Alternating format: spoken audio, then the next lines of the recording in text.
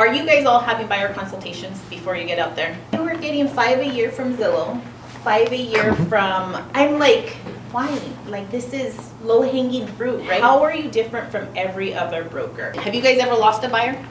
You have to educate them on what's to come, to tell them how you can actually help them. If you can get things early, you will really minimize the stress that you put on your client. Try to embody what your clients might be experiencing and get happy and excited for them. This is a big deal. You gotta check your energy, right? Because as a professional, they do deserve to show up to an appointment with someone that's happy to be there and happy to have the opportunity. Create a little buyer's guide that tells them how it's all gonna go. Do you need to create a little cheat sheet for yourself to make sure you go over certain things as part of the buyer consultation?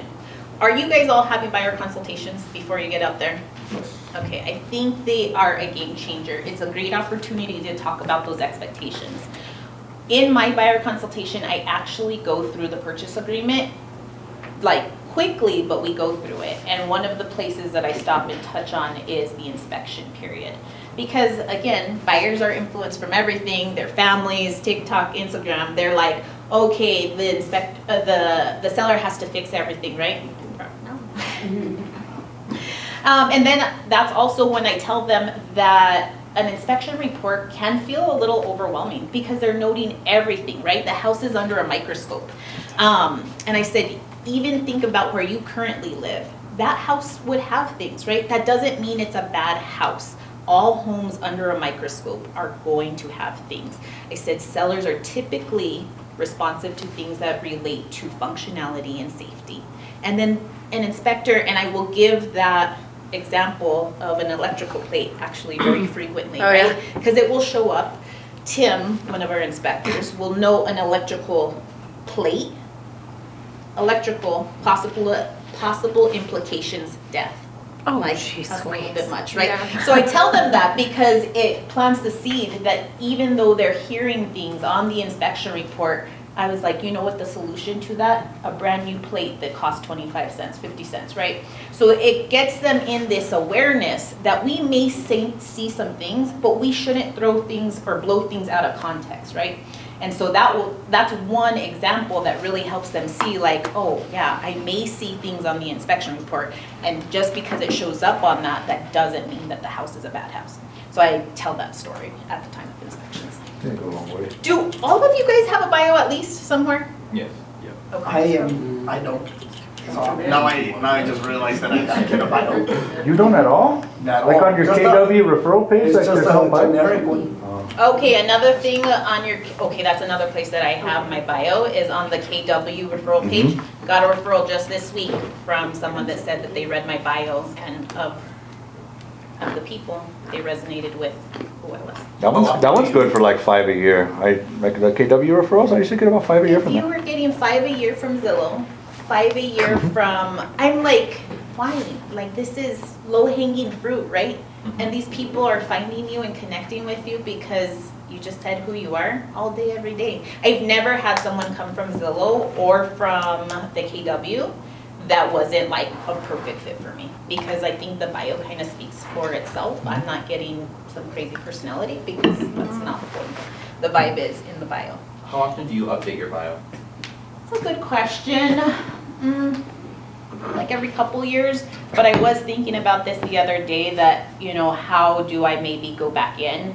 Because I change as a person, and I don't want like my bio from 10 years ago. It might not speak to me or speak about me in the same authentic way. So now that I'm working, this year for me is big on systems and creating different processes for how I do everything. I am gonna put it like in January, and it's the month that I'm looking at my bios and making sure that they're still in alignment. Like, am I that person today, right? Because that's what I'm broadcasting to the world.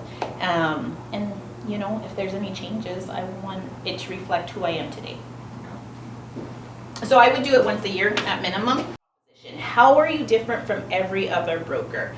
One of the things that I say very regularly in my buyer consultation is I am, to a fault, the type of broker that will keep it real. I have no smoke and mirrors, and I have no hidden agenda. I want what's best for people, period. And I've also heard from buyers that have worked with other people, you're the first person that has ever told me that. And they just feel a lot of comfort with me that if we lose a deal, I will always tell them what I know and I will always aim to do the right thing. And so, you know, even when you read my reviews, people will say, like, I've worked with multiple brokers. I felt she was very honest. I felt this, that. But I also let them know that that's how I'm different, or potentially different, right? But to a fault, like, I will tell people all the things. I'm never trying to save a deal that I think I should say this. I should let them know, you know? How has it been? Have you guys ever lost a buyer? Oh, yeah. Yeah. What do you think was happening there? What do you think happened there? Lack of follow-up. I feel like sometimes when my basket gets so full that we prioritize the ones that are ready in the moment to buy, and we seem to put the ones that can buy next month in the back burner, which limits the follow-up, which by the time you decide to follow up, they already are under contract and about to close as well on another with a different realtor, and that bites. Yeah, for sure. It bites. And so what do you think something that you could do that would eliminate that, right? Because if your plate is full, your plate is full. It's What could you do? install systems to make sure that you're following up with them. So my system before, like every year I say I'm gonna fix my system, I'm gonna fix it, but then I'll be good about writing them down for 10 minutes, or I'm sorry, 10 minutes, for about a month, and then I go back to my old ways. So I seem to have really filled up command now with properly labeling my clients. Right. And that seems to help me keep afloat a little bit more when it comes to follow-up. For sure. You have to have a system. And if you're bad at having systems, you have to have a system for the system, right? Like I have to tell myself multiple alarms that will go off. Write down who you talked to today.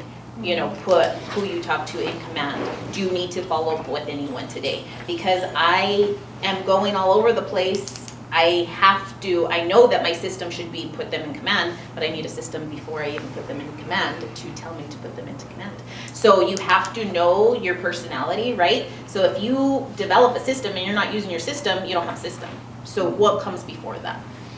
But when you lose a buyer, it is a great opportunity to be like, okay, some things are not for you, right? Like some things I do believe that rejection is protection in some instances, right? So not every buyer, you don't have to keep everyone. But if it's something that you need to grow in, like creating a system, because when you grow as a professional, when you grow with your business, obviously Andy, up until that one point, could handle it, right? But then his business grew to where he couldn't handle it. So now he has to implement a system that allows him not to have a ceiling for his earning potential, but he can't operate it the way he was operating it here because it has a ceiling. So he has to grow and expand, and the way he's going to do that is either leveraging or create a system, because he's tapped out in what he can do in terms of time. So when you have something negative like losing a buyer, it typically teaches us a really valuable lesson on where you're capping your ceiling and where you need to grow. And it stimulates you to make the change. It's an expensive reminder to make that you need to make a change. It's a new job, we need a check. And so what I was doing was I was trying to sell the property, right? I'd get a sign call from 123 Main Street and like, God, I was gonna get a deal by the end of that thing. So I'm sitting there, the ugliest house in the world, right? But I'm there trying to sell it, right? And they instantly can understand that you're not there trying to help them, you're there trying to get a deal. And there's nothing that will get people to run away faster than that, right? So like Jeff Glover says, right? As soon as you put the commission before the customer, like you can forget about everything else. 110%. If I could recommend something, guys, read The Go-Giver. It's a book. The whole book is service first, being authentic, giving before you receive, giving without expecting anything in return. In business, it's like, I'm gonna give because this is what I'm gonna get. But if you really can train yourself to give because it's the right thing to do, I truly think your business, your life, it will all come back to you. Sometimes not directly, but it will all come back to you in the most beautiful form. So The Go-Giver, I'm rereading it now Because again, like I've lately been in the mindset like, okay, what books, what things really made a big impact for me? That book did, and I'm reading it for the second time right now, and I'm loving it just as much, if not more. Yeah. What they're signing, right? When they first sign it, you have to educate them on what's to come. You need to tell them how you can actually help them. Again, sometimes buyers have that expectation, oh, the seller's gonna fix everything. I'm like, let me tell you the truth about how the contract works. Everything is a point of negotiation. I can't make anybody do anything. And they'll be like, oh. You know, it's little realizations, but you're adding value by just keeping it real with what you can and can't do. Because when you can't negotiate whatever they wanted at that particular time, you let them know up front. You do have parameters. Like, I don't have a magic wand. I can't make people do something that they're not willing to do. I am a convincing negotiator, but that, again, I can't make people do things. How you get paid, being authentic about that. And then what's out of your control? Again, going back to that ORW example, I can't make sellers be reasonable. I can't make a seller's broker be reasonable. I can't make a survey be something that it's not. So I let them know up front, everything is a step, and we're gonna work through it together, and I'm gonna have your best interest at heart. That's all I can really tell them. If you can get things early, you will really minimize the stress that you put on your clients, right? Because it's not when things fall apart, it's when they fall apart last minute that it's really hard. People are moved out of the house, things are in the moving truck, and we figured out the septic was not, they added a bedroom and now the septic's not the right size. That's stressful. Finding that out week one, not nearly as stressful. So be proactive for your clients. When I'm showing houses, I was showing a first-time home buyer yesterday. I was like, I'm so excited for you, because I remember what it's like to be a first-time home buyer, right? Like, that's such a huge milestone in her life. If I would have just been like, okay, we're gonna see 4 homes today, just let me know which one. But I was like, I tried to embody what she was feeling, right? She's making probably the first major decision of her adult life. Like, that's exciting. So I was like excited, but again, try to embody what your clients might be experiencing and get happy and excited for them. This is a big deal. If you can celebrate that win for them, it is so incredibly contagious. And some days, I'm not saying that we all walk out the house feeling sunshine and rainbows, but you gotta check your energy, right? Because as a professional, they do deserve to show up to an appointment with someone that's happy to be there and happy to have the opportunity. I always think too, as I'm going into an appointment, God, thank you for the opportunity. Thank you for the opportunity to serve these people. And when I go in there, just like, I am so excited. What are we doing today, right? Like, oh, you're gonna buy an investment house. Oh my goodness, you're doing like retirement. I'm so happy, I'm so excited. I'm so grateful for the opportunity. Okay. How do you educate them, right? How do you let them know what's coming? Sometimes it's what is in that initial consultation, setting up the expectation, letting them know what you can do, what you can't do. Is there anything in particular that we just talked about that you feel like you need to integrate into your process? You'll have buyers that are different type of learners, right? You'll have buyers that are auditory, visual, tactile. So oftentimes, you'll see this if you ever have something that goes sideways and you know you told them.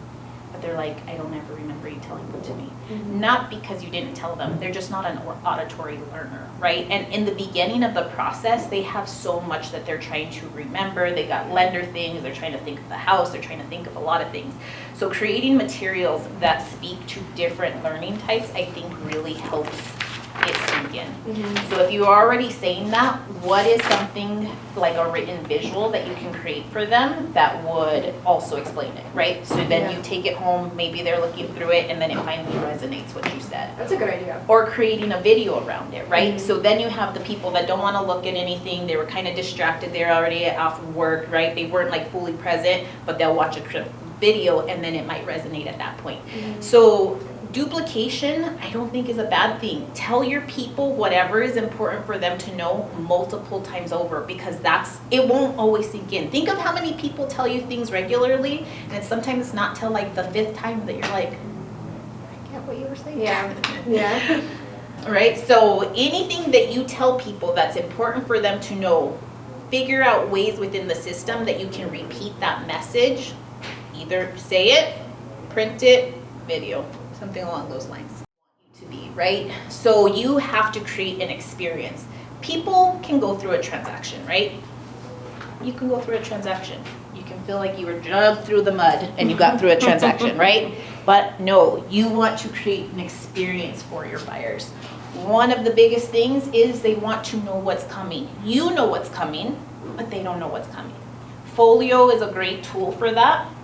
It allows it to sync with their calendar and your own, so they know when the inspections are. They know when the appraisal is. Because even if you tell them, they may have been juggling kids, they may have just been out of work, you need to create a number of systems to help them remember. Because again, if they know what to expect, they're going to be a lot more calm about it.